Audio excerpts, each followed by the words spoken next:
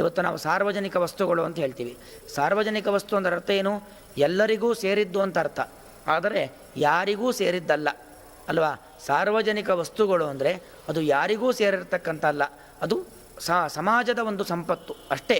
ಹಾಗೆ ಆಗಿನ ಕಾಲದ ರಾಜರುಗಳು ಅಂದರೆ ಆ ರೀತಿಯಾಗಿದ್ದರು.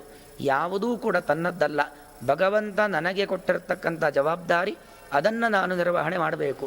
ನನಗೆ ಉತ್ತರಾಧಿಕಾರಿ ಸಿಗ್ತಾ ಇದ್ದ ಹಾಗೆ ಅವನಿಗೆ ಜವಾಬ್ದಾರಿಯನ್ನೆಲ್ಲ ಬಿಡಬೇಕು, ನಾನು ವಾನಪ್ರಸ್ಥಾಶ್ರಮಕ್ಕೆ ಹೋಗಬೇಕು ಎಂಬುದಾಗಿ ಈ ರೀತಿಯಲ್ಲಿ ಜೀವನವನ್ನು ನಡೆಸ್ತಕ್ಕಂಥ ರಾಜರುಗಳು ಪರಮ ವಿರಕ್ತಿಯಿಂದಾಗಿ ಜ್ಞಾನ ಭಕ್ತಿಗಳಿಂದಾಗಿ ಜೀವನ ನಡೆಸ್ತಾ ಇರತಕ್ಕಂಥ ರಾಜರುಗಳು. ಹಾಗೆ ನಾವಿರಬೇಕು. ಆದರೆ ಆ ಜಡ ಎಂಬತಕ್ಕಂಥ ಬ್ರಾಹ್ಮಣ ಹಾಗಿರೋದಿಲ್ಲ.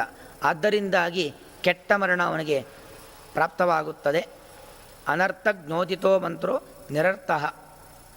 ಎಷ್ಟೇ ನಾವೊಂದು ಉತ್ತಮ ಜಾತಿಯಲ್ಲಿ ಹುಟ್ಟಲಿ ಅಥವಾ ಅನುಷ್ಠಾನಾದಿಗಳನ್ನು ಮಾಡಲಿ, ಏನೇ ಮಾಡಲು ಅರ್ಥಾನುಸಂಧಾನಪೂರ್ವಕವಾಗಿ ಜ್ಞಾನಪೂರ್ವಕವಾಗಿ ಮಾಡಬೇಕು. ಇಲ್ಲ ಅಂದರೆ ಅದೆಲ್ಲವೂ ಕೂಡ ವ್ಯರ್ಥವಾಗುತ್ತದೆ ಅಂತ. ಹಾಗಾದರೆ ಒಂದು ಪ್ರಶ್ನೆ ಬರುತ್ತಿಲ್ಲಿ. ನಾವು ನಮ್ಮ 8 ವರ್ಷದ ಮಗುವಿಗೆ ಉಪನಯನ ಮಾಡುತ್ತೇವೆ. ಪುರೋಹಿತರು ಉಪನಯನ ದಿವಸ ಅನೇಕ ಕ್ರಿಯೆಗಳನ್ನು ಮಾಡಿಸ್ತಾರೆ, ಅನೇಕ ಮಂತ್ರಗಳನ್ನು ಹೇಳ್ಕೊಡ್ತಾರೆ. ಅವ್ರು ಹೇಳಿದ್ದನ್ನು ಮಗು ಹೇಳುತ್ತೆ. ಆಮೇಲೆ ತಂದೆನೋ ಅಕ್ಕಪಕ್ಕದ ಮನೆಯವರು ಯಾರೋ ಮಗುವಿಗೆ ಸಂಧ್ಯಾವಂದನೆ ಹೇಳ್ಕೊಡ್ತಾರೆ. ಏನೂ ಅರ್ಥ ಗೊತ್ತಿರೋದಿಲ್ಲ, ಆ ಮಗು ಮಾಡುತ್ತೆ. ಅರ್ಥ ಗೊತ್ತಿಲ್ಲದೆ ಮಾಡುತ್ತೆ. ಅದು ವ್ಯರ್ಥನಾ ಅಂತ ಕೇಳಿದ್ರೆ ಖಂಡಿತ ವ್ಯರ್ಥ ಅಲ್ಲ. ಆಚಾರ್ಯ ಹೇಳ್ತಾರೆ, ನಾಮಸ್ವಾಮಿತಯ ತಸ್ಯ ಸ್ಮರಣಂ ಜಾಯತೇ ಯತಃ. ನೋಡಿ, ಇದೊಂದು ದೊಡ್ಡ ಒಂದು ಸಂದೇಶ. ನಾವು ಮಾಡುವಂಥ ಅನುಷ್ಠಾನ, ಇವತ್ತು ಮಹಿಳೆಯರು ಹರಿಕಥಾಮೃತ ಸಾರ ಪಾರಾಯಣವನ್ನು ಮಾಡ್ತೀರಾ, ಪುರುಷರು ಅನೇಕ ರೀತಿಯಾಗಿರ್ತಕ್ಕಂಥ ವೇದ ಮಂತ್ರಗಳನ್ನು ಮಂತ್ರಾನುಷ್ಠಾನಗಳನ್ನೆಲ್ಲ ಮಾಡ್ತೀರಾ. ಆದರೆ ಎಷ್ಟೋ ಜನರಿಗೆ ಅವುಗಳ ಅರ್ಥ ಗೊತ್ತಿರೋದಿಲ್ಲ. ಅಲ್ಲ, ಅರ್ಥ ಗೊತ್ತಿಲ್ಲದೆ ನಾವು ಮಾಡ್ತಾ ಇದ್ದೇವೆ, ಮಾಡೋದು ವ್ಯರ್ಥ ಅಲ್ವಾ? ಅರ್ಥ ಗೊತ್ತಿಲ್ಲದೆ ಮಾಡೋದು ಏನು ಪ್ರಯೋಜನ ಇದೆ? ಬಿಟ್ಟೇ ಬಿಡೋಣ ಅಂತ ಬಿಡೋದಲ್ಲ. ಆಚಾರ್ಯ ನಮಗೆ ದಾರಿ ತೋರಿಸ್ತಾ ಇದ್ದಾರೆ. ನಾಮಸ್ವಾಮಿತಯ ತಸ್ಯ ಸ್ಮರಣಂ ಜಾಯತೇ ಯತಃ. ಅರ್ಥ ಗೊತ್ತಿಲ್ವಾ? ಕಲಿಯುವ ಪ್ರಯತ್ನವನ್ನು ಮಾಡಿ. ಕಲಿಯುವವರಿಗೇನು ಮಾಡಬೇಕು ಅಂದರೆ ನಾಮಸ್ವಾಮಿತಯ. ನಾವೇನೇನು ಮಂತ್ರಗಳನ್ನು ಹೇಳ್ತೀವಿ, ಆಪೋ ಹಿಷ್ಟಾಮ ಯೋ ಭುವಾಹ, ಆಪಹ ಮಯೋಭುವಃ, ಹೀಗೆಲ್ಲ ಶಬ್ದಗಳು ಬರ್ತವೆ. ಯಾವುದು ಅರ್ಥ ಗೊತ್ತಿಲ್ಲ. ಅರ್ಥ ಗೊತ್ತಿಲ್ಲದಿದ್ರೇನಂತೆ, ಪ್ರತಿಯೊಂದು ಶಬ್ದಗಳಿಂದ ವಾಚ್ಯನಾಗಿದ್ದಾನೆ ಪರಮಾತ್ಮ.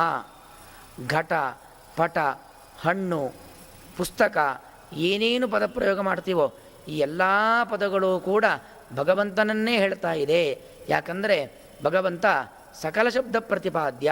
ಇಷ್ಟು ಅನುಸಂಧಾನ ನಮಗಿದ್ದರೂ ಸಾಕಂತೆ ನಮಗೆ ದೊಡ್ಡ ಪುಣ್ಯ ಬರುತ್ತೆ. ಆದ್ದರಿಂದಾಗಿ ಅರ್ಥನೇ ಗೊತ್ತಿಲ್ಲ, ಅರ್ಥ ಗೊತ್ತಿಲ್ಲದೆ ನಾವು ಮಾಡುವಂತಹ ಸ್ತೋತ್ರಪಾರಾಯಣ, ದೇವರ ಪೂಜೆ, ಸಂಧ್ಯಾವಂದನೆ ಎಲ್ಲವೂ ವ್ಯರ್ಥ ಅಂತ ಹೇಳಿ ಏನೂ ಮಾಡದೆ ಕೈಚಲ್ಲಿ ಕೂರ್ತಕ್ಕಂಥದ್ದು ಸರಿಯಲ್ಲ.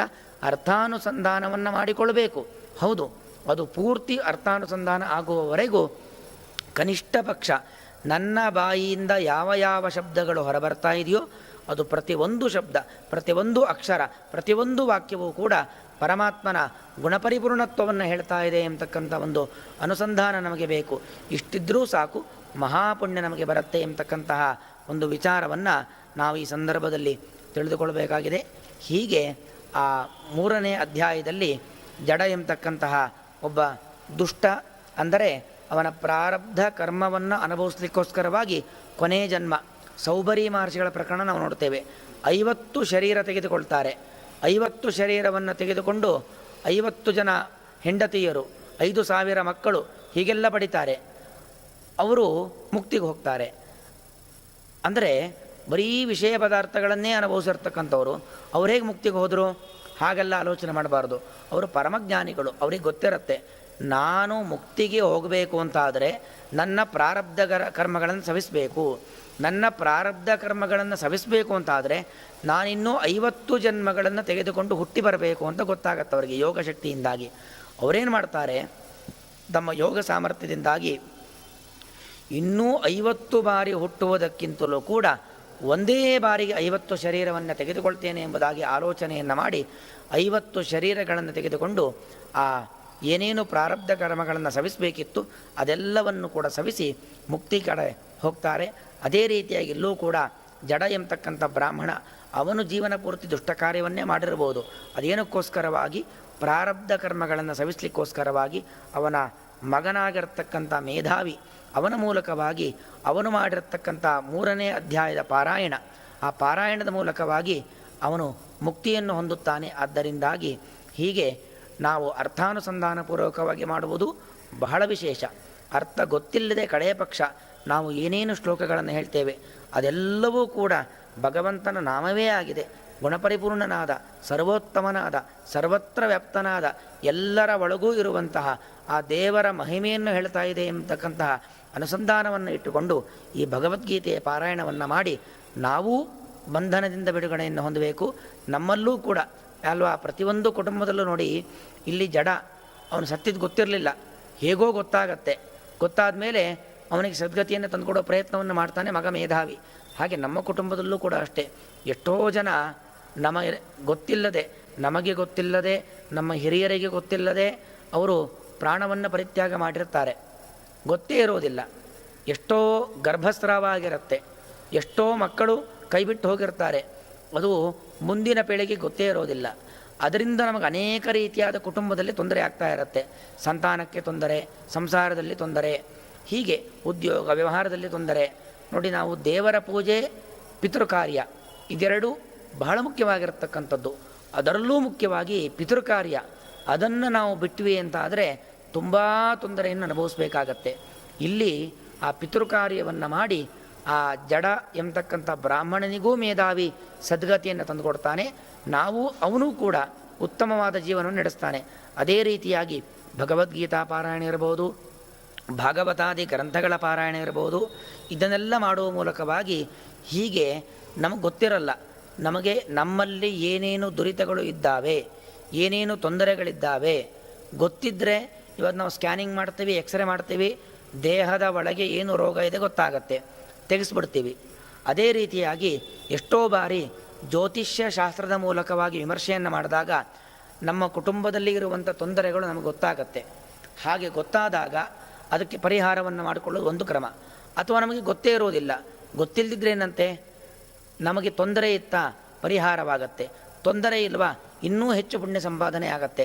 ಆ ಉದ್ದೇಶದಿಂದಾಗಿ ಆದರೂ ನಾವು ಇಂತಹ ಭಗವದ್ಗೀತೆಯ ಮೊದಲಾಗಿರತಕ್ಕಂತಹ ಸಚ್ಚಾಸ್ತ್ರಗಳ ಶ್ರವಣವನ್ನು ಮಾಡಬೇಕು, ಸಚ್ಚಾಸ್ತ್ರಗಳ ಪಠನವನ್ನು ಮಾಡಿಸಬೇಕು, ಅದನ್ನು ಕೇಳಬೇಕು ಎಂಬುದಾಗಿ ಈ ಒಂದು ಕಥೆಯ ಮೂಲಕವಾಗಿ ನಾವು ತಿಳಿದುಕೊಳ್ಳಬೇಕಾಗಿದೆ. ಇನ್ನು ಮುಂದೆ 4ನೇ ಅಧ್ಯಾಯ 2 ಬದರಿ ವೃಕ್ಷಗಳು, ಕನ್ನಡದಲ್ಲಿ ಬೋರೆ ಮರ ಎಂಬುದಾಗಿ ಹೇಳ್ತಾರೆ. ಆ ಬೋರೆ ಮರ, ಅದರಲ್ಲಿರತಕ್ಕಂಥ ಜೀವಿಗಳು ಯಾವ ರೀತಿಯಾಗಿ ಮುಕ್ತಿಯನ್ನು ಪಡೆಯುತ್ತಾರೆ ಎಂಬುದಾಗಿ ನಿರೂಪಣೆ ಮಾಡ್ತಾ ಇದ್ದಾರೆ. ಆ ಭರತ ಮುನಿಗಳು ಎಂಬುದಾಗಿ ಶ್ರೇಷ್ಠರಾಗಿರತಕ್ಕಂತಹ ಋಷಿಗಳು ಗಂಗಾ ತೀರದಲ್ಲಿ ನಿರಂತರವಾಗಿ ಕಾಶಿ ವಿಶ್ವನಾಥನಿಗೆ ಅವರು ಅಭಿಷೇಕಾದಿಗಳನ್ನು ಮಾಡುವ ಮೂಲಕವಾಗಿ ಆ ಭಗವದ್ಗೀತೆಯ ಸ್ತೋತ್ರವನ್ನು ನಿರಂತರವಾಗಿ ಪಾರಾಯಣ ಮಾಡಿಕೊಂಡು ಪುಣ್ಯ ಸಂಪಾದನೆ ಮಾಡ್ತಾ ಇರ್ತಾರೆ. ಅವರು ನಿರ್ಮಲ ಮನಸ್ಸು, ಸುಖ ಬರಲಿ ದುಃಖ ಬರಲಿ ಸುಖ ದುಃಖೇ ಸಮಯಕೃತ್ವ ಲಾಭಾಲಾಭೋ ಜಯಾಜಯೋ ಅಂತ ಕೃಷ್ಣ ಹೇಳುವಂತೆ, ಸುಖ ಬಂದರೆ ಹಿಗ್ಗೋದಿಲ್ಲ, ದುಃಖ ಬಂತು ಅಂತ ಕುಗ್ಗೋದಿಲ್ಲ, ಎಲ್ಲ ಸಂದರ್ಭದಲ್ಲೂ ಕೂಡ ಒಂದೇ ರೀತಿಯಲ್ಲಿ ಇದ್ದವರಾಗಿ ನಿರ್ಮಲವಾಗಿರ್ತಕ್ಕಂತಹ ಜೀವನವನ್ನು ನಡೆಸ್ತಾ ಇರ್ತಾರೆ. ದ್ವಂದ್ವಾತೀತೋ ವಿಮತ್ಸರಃ, ಯಾವುದಕ್ಕೂ ಅವರು ವಿಚಲಿತರಾಗ್ತಾ ಇರಲಿಲ್ಲ. ವಿಮತ್ಸರಃ, ಯಾರ ಬಗ್ಗೆಯೂ ಮಾತ್ಸರ್ಯ ಇಲ್ಲ, ಯಾರ ಸಂಪತ್ತಿಗೂ ಆಸೆ ಪಡೋದಿಲ್ಲ. ಹೀಗಿದ್ದಾಗಲೇ ಸುಖವಾದ ಜೀವನ ನಡೆಸಲಿಕ್ಕೆ ಸಾಧ್ಯ. ಕೃಷ್ಣ ಹೇಳ್ತಾನೆ, ಆಶಾಹಿ ಪರಮಂ ದುಃಖಂ ನೈರಾಶರ್ಯಂ ಪರಮಂ ಸುಖಂ. ಅದು ಬೇಕು, ಇದು ಬೇಕು, ಮತ್ತೊಂದು ಮಗದೊಂದು, ಒಂದು ಬಂದರು ಅಂದರೆ 10 ಬೇಕು, 10 ಬಂದರೆ 100 ಬೇಕು, 100 ಬಂದರೆ 1000 ಬೇಕು. ಹೀಗೆ ಆಸೆಗಳು ಬೆಳ್ಕೊಂಡು ಹೋದರೆ ನಮಗೆ ಯಾವತ್ತೂ ಸುಖವಾಗಿರಲಿಕ್ಕೆ ಸಾಧ್ಯವಿಲ್ಲ. ಮತ್ತೊಬ್ಬರನ್ನು ನೋಡಿ ನಾವು ಏನೋ ನಮ್ಮದೇ ಕಲ್ಪನೆಗಳನ್ನು ಮಾಡ್ಕೊಳ್ಳಿಕ್ಕೆ ಹೋದರೆ ಮಾತ್ಸರ್ಯವನ್ನು ಪಡುವುದು, ಹೊಟ್ಟೆ ಕಿಚ್ಚನ್ನು ಪಡುವುದು, ಇದೆಲ್ಲ ಮಾಡ್ತಾ ಹೋದರೆ ಎಂದೆಂದಿಗೂ ಸುಖ ಜೀವನವನ್ನು ನಡೆಸಲಿಕ್ಕೆ ಸಾಧ್ಯವಿಲ್ಲ. ನಾವು ಈ ಮುನಿಗಳನ್ನು ನೋಡಿ ತಿಳ್ಕೊಳ್ಬಹುದು, ಯಾರ ಬಗ್ಗೆಯೂ ಮಾತ್ಸರ್ಯ ಇಲ್ಲ. ದೇವರು ಏನು ಕೊಟ್ಟಿದ್ದಾನೋ ಅದರಲ್ಲಿ ತೃಪ್ತಿ, ಅಲಂಭಾವನೆ ಅಂತಾರೆ. ಆ ರೀತಿಯಾಗಿ ಜೀವನವನ್ನು ನಡೆಸಿಕೊಂಡಿರತಕ್ಕಂತಹ ಆ ಭರತ ಮುನಿಗಳು ಒಮ್ಮೆ ಆ ವನದೇವತೆಗಳನ್ನು ನೋಡಬೇಕು ಅಂತ ಬಯಸ್ತಾನೆ. ವನದೇವತೆಗಳನ್ನು ನೋಡಬೇಕು ಅಂತ ಹೇಳಿ ಇಡೀ ಕಾಡಿನಲ್ಲಿ ಸುತ್ತಾಡ್ತಾನೆ. ಬಹಳ ಆಯಾಸವಾಗತ್ತೆ. ಒಂದು ಬೋರೆ ಮರ, 2 ಬೋರೆ ಮರ ಒಟ್ಟಿಗೆ ಇರುತ್ತೆ. ಒರಗಿ ಕೂರ್ತಾನೆ. ಒಂದು ಬೋರೆ ಮರಕ್ಕೆ ಕಾಲು ತಾಗ್ತಾ ಇದೆ, ಮತ್ತೊಂದು ಬೋರೆ ಮರದ ಹತ್ರ ತನ್ನ ಬೆನ್ನು ತಲೆ ಎಲ್ಲ ತಾಗ್ತಾ ಇದೆ. ಹೀಗೆ ವಿಶ್ರಾಂತಿಯನ್ನು ಪಡಿತಾ ಇರ್ತಾನೆ ಆ ಭರತ ಮುನಿಗಳು. ಆಗ ಅವರು ಆ ಬೋರೆ ಮರಕ್ಕೆ 2 ಬೋರೆ ಮರಗಳಿಗೆ ತಮ್ಮ ಶರೀರವನ್ನು ತಾಗಿಸಿಕೊಂಡು ವಿಶ್ರಾಂತಿಯನ್ನು ಪಡಲಿಕ್ಕೆ ಆರಂಭ ಮಾಡ್ತಾರೋ ಆ 2 ಬೋರೆ ಮರಗಳು ಒಣಗ್ಲಿಕ್ಕೆ ಶುರುವಾಗತ್ತೆ. ಎಲೆ ಎಲ್ಲ ಉದುರು ಹೋಗುತ್ತೆ. ಆ ರೆಂಬೆ ಕೊಂಬೆಗಳೆಲ್ಲ ಒಣಗ್ತವೆ. ಒಣಗಿ ಒಣಗಿ ಒಣಗಿ ಒಣಗಿ ಕೊನೆಗೆ ಸತ್ತೇ ಹೋಗಿಬಿಡ್ತವೆ. ಎಲ್ಲರಿಗೂ ಆಶ್ಚರ್ಯ. ನೋಡಿ, ಒಳ್ಳೆಯವರು ಏನಾದರೂ ಒಂದು ವಸ್ತುವನ್ನು ಮುಟ್ಟಿದರೆ ಬಂಗಾರವಾಗತ್ತೆ ಅಂತ. ಭರತಮುನಿ ಎಂಥ ಶ್ರೇಷ್ಠ ವ್ಯಕ್ತಿ. ಮಾತ್ಸರ್ಯಾದಿಗಳಿಲ್ಲ. ಕಾಮ, ಕ್ರೋಧ, ಲೋಭ, ಮೋಹ, ಮದ, ಮಾತ್ಸರ್ಯ ಯಾವುದೂ ಇಲ್ಲ. ಇಷ್ಟು ಸಜ್ಜನ. ಅವನು ಸಂಚಾರ ಮಾಡಿದ್ದೇನಕ್ಕೋಸ್ಕರವಾಗಿ ವನದೇವತೆಗಳನ್ನು ನೋಡಬೇಕು ಅಂತ. ಹೀಗೆ ಒಳ್ಳೆಯ ಉದ್ದೇಶದಿಂದ ಸಂಚಾರ ಮಾಡಿ ಒಳ್ಳೆಯ ರೀತಿಯ ಪ್ರವೃತ್ತಿ ಇರತಕ್ಕಂಥ ವ್ಯಕ್ತಿ ಆ ಬೋರೆ ಮರವನ್ನು ಮುಟ್ಟಿದ ಕೂಡಲೇ, ಬೇರೆ ಯಾರೂ ಮುಟ್ಟಿಲ್ಲ, ಅವನೊಬ್ಬನೇ ಮುಟ್ಟಿದ್ದು. ಅವನು ಮುಟ್ಟಿದ ಕೂಡಲೇ ಆ ಮರ ಒಣಗಿ ಸತ್ತೇ ಹೋಯ್ತಲ್ಲ, ಏನಿದು, ಹಾಗಾದ್ರೆ ಅಷ್ಟು ಕೆಟ್ಟವನ ಇವನು ಅಂತೆಲ್ಲ ಆಲೋಚನೆ ಮಾಡ್ತಾರೆ. ಆದರೆ ಅವನು ಕೆಟ್ಟವನಲ್ಲ. ಅಲ್ಲಿ ನೋಡಿ ಏನಾಗಿರುತ್ತೆ, ಆ ಬೋರೆ ಮರಗಳು ಅವರು ಶಾಪದಿಂದಾಗಿ, ಇಬ್ಬರು ಅಪ್ಸರ ಸ್ತ್ರೀಯರವರಿಬ್ಬರು ಶಾಪದಿಂದಾಗಿ ಬೋರೆ ಮರಗಳಾಗಿ ಹುಟ್ಟಿರ್ತಾವೆ. ಅವರ ಶಾಪ ವಿಮೋಚನೆ ಇದ್ದಿದ್ದೇ ಹೀಗೆ.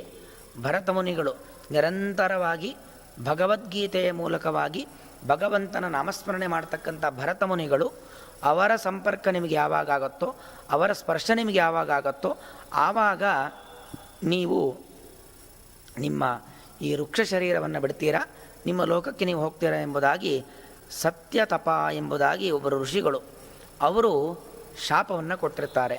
ಅವರ ಶಾಪದ ಪ್ರಕಾರವಾಗಿ ಈ ರೀತಿಯಾಗಿ ಶಾಪ ವಿಮೋಚನೆ ಆಗ್ತಾ ಇದೆ ಹೊರತಾಗಿ ಅಷ್ಟು ಪುಣ್ಯಾತ್ಮರು ಭರತಮುನಿಗಳು ಮುಟ್ಟಿದ್ದಕ್ಕೆ ಒಣಗಿದ್ದಲ್ಲ, ಮುಟ್ಟಿದ್ದಕ್ಕೆ ಒಳ್ಳೆ ದೇಹ ಬಂತು, ಕೆಟ್ಟ ದೇಹ ಹೋಯಿತು ಎಂಬುದಾಗಿ ಅನುಸಂಧಾನ ಮಾಡಿಕೊಳ್ಬೇಕು. ಭರತಮುನಿಗಳು ಕೇಳ್ತಾರೆ. ಆ ಕನ್ಯೆಯರು ಪ್ರತ್ಯಕ್ಷರಾಗಿ ಭರತಮುನಿಗಳು ನಮಸ್ಕಾರ ಮಾಡ್ತಾರೆ.